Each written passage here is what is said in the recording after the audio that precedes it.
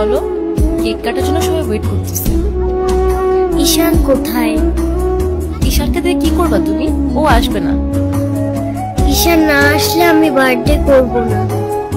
চলো বাবা, সবাই অনেকক্ষণ ধরে ওয়েট করতেছে, আসো। আমি যাব না। তোমাকে উঠতে বলছি না? আমি যাব না, যাব না, যাব না। নেক্সট টাইম আমার সাথে শর্ট করে কথা বলবা না, মনে থাকে যেন।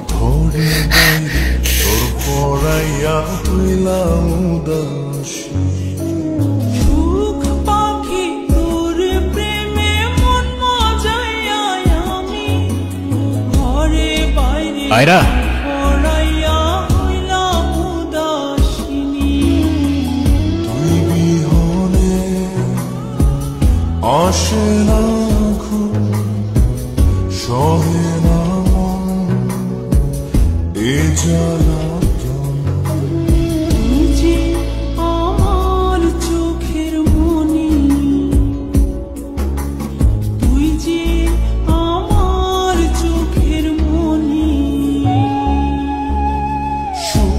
পাখি তোর প্রেমে মন মজাইয়া আমি ঘরে বাইরে তোর ফরাইয়া হইলাম উদাসী।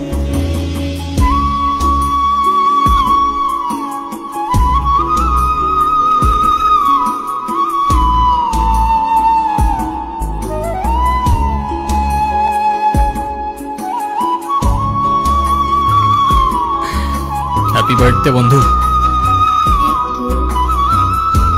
এ কি বন্ধু, তুমি কাঁদছো কেন?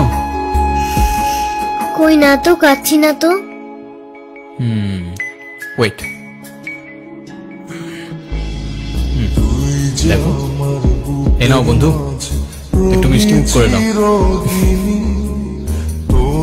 আপনি আবার আসছেন? এই চলো তো।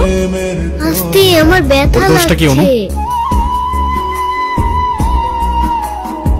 তুমি আমার উপরে জেদ করে ওকে কেন কষ্ট দিচ্ছ? আমার মেয়ে আমার যা খুশি তাই বলবো, আপনি বলার কি? আর কেনই বা আসছেন এখানে?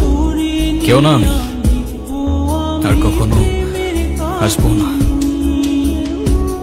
চলে যাচ্ছি আমি এই শহর ছেড়ে, বহু দূরে। এমনিতেও এই শহরে আপন বলতে তেমন কেউ নেই আমার। শুধুমাত্র শেষবারের জন্য আমার ছোট্ট বন্ধুটাকে দেখতে এলাম। তবে যাবার আগে তোমাকেও কিছু কথা বলার ছিল। বলো। বাবা মা থাকতেও তাদের ভালোবাসাটা কখনো পাইনি আমি। ছোটবেলা থেকে একা একা থাকতে শিখে গেছি। আমার মতো যারা আছে না, তারা নিজের কষ্টটা কখনো বলে বুঝাইতে পারে না, বা বলতে পারো বলার মানুষটাই থাকে না। তবে আমি যখন আয়রার দিকে তাকাই না, তখন আমি আমার ছোট্টবেলার সেই ঈশানকে দেখতে পাই। শুধুমাত্র এইটুকু বলতে চাই যে আমার জীবনের মতো অ্যাটলিস্ট ওর জীবনটা হতে দিও না।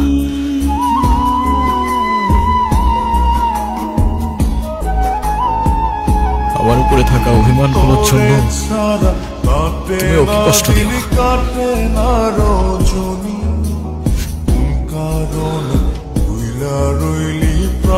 ভালো থেকো ছোট্ট বন্ধু, আর তুমিও ভালো থেকো।